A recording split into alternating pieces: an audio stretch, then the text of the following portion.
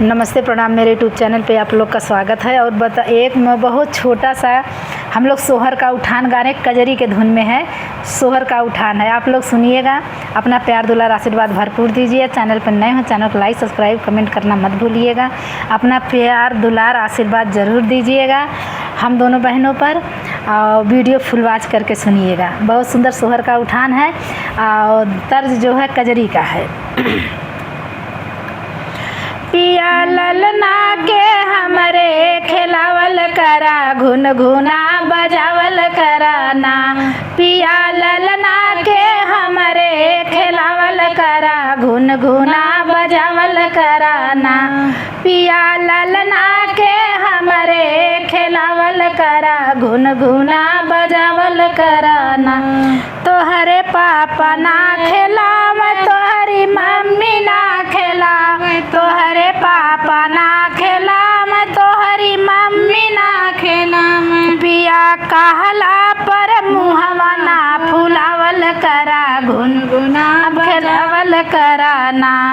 पिया कहला पे मुहवा जी ने घुलावल करा, गुनगुना बजावल कराना।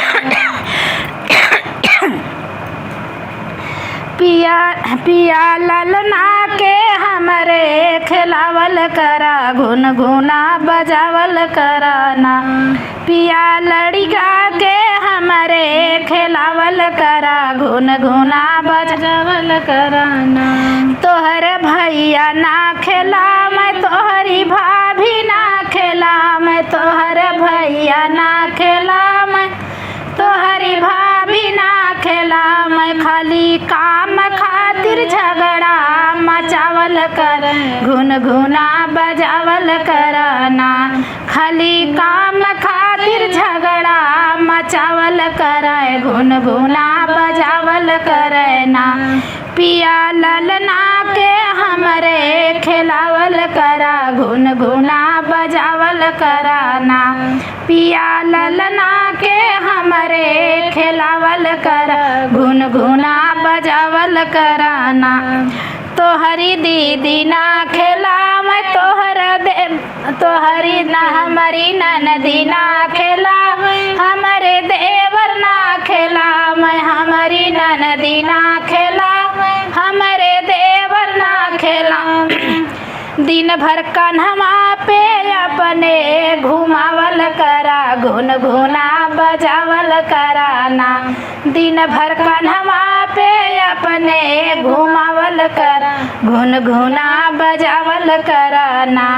पिया ललना के हमरे खिलावल करा, घुन घुना बजावल कराना। पिया ललना के हमरे खिलावल करा, घुन घुना बजावल कराना। कैसा लगा मेरा छोटा सा गीत? आप लोग पूरा फुल वॉच करके सुनिएगा।